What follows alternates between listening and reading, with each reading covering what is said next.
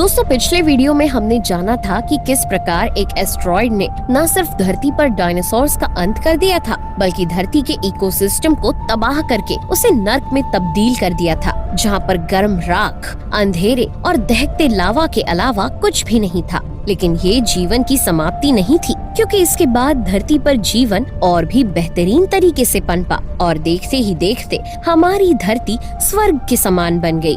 जब धरती का इकोसिस्टम तबाह हुआ, तब इसके तबाह होने के बाद हमारी धरती पर रहने वाले कुल जीवों में से 3/4 जीव इस क्रिटेशियस पैलियोजीन एक्सटिंक्शन में मारे गए थे और सिर्फ वही जिंदा बचे थे जिनका वजन 25 किलो से कम था। इस इवेंट के साथ ही मेसोजोइक एरा का अंत हो गया और सेनोजोइक एरा की शुरुआत हो गई थी, जो कि एक ऐसा एरा था जो आज भी समाप्त नहीं हुआ है। इस एरा को विभिन्न ड्यूरेशन में 3 पीरियड्स में डिवाइड किया गया है, जो कि क्लाइमेट और बायोस्फीयर डाइवर्सिटी दोनों के ही टर्म्स में अलग है। इन पीरियड्स में पहला और सबसे लंबा पीरियड था पैलियोजीन।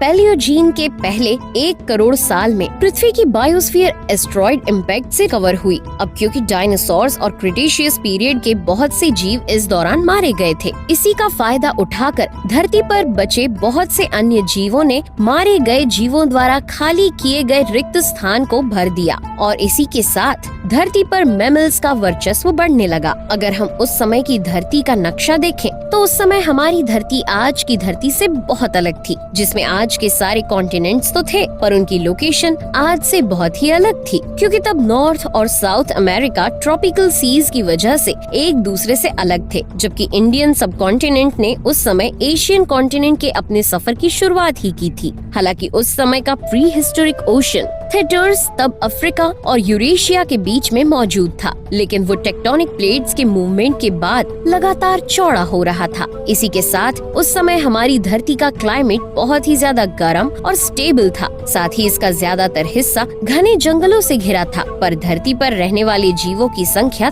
तब भी कम थी। लेकिन वेजिटेबल फूड की भरमार के चलते मैमल्स पूरी धरती पर फैलते गए और इनकी संख्या में भी इजाफा होता गया। दोस्तों, ये एक ऐसा समय था जब आज के सभी मैमल्स के प्री हिस्टोरिक एंसेस्टर्स संपन्न हो गए थे। उदाहरण के तौर पर देखा जाए तो पैलियोजीन पीरियड के दौरान वार्म फॉरेस्ट में मियासिड्स नाम के छोटे शिकारी बसे हुए थे, जो देखने में बिल्कुल आज के मार्टिन की तरह लगते हैं। ऐसा माना जाता है कि ये जीव ही आज के सभी मैमल्स प्रेडेटर्स का प्रोजेनिटर थे। हालांकि इसका मतलब ये नहीं है कि उस समय धरती पर सिर्फ यही एक जीव थे, बल्कि इनके साथ आज की वेल्स के प्री हिस्टोरिक एंसेस्टर्स यानी कि आर्कियोसाइट्स भी रहा करते थे, जो दिखने में बिल्कुल हिप्पो की तरह थे। खैर, ये समुद्र में तो नहीं जाते थे, पर उस समय इनके शरीर में बहुत से ऐसे बदलाव हुए थे जो साबित करते थे कि आने वाले समय में ये जीव समुद्रों के अंदर रहे होंगे।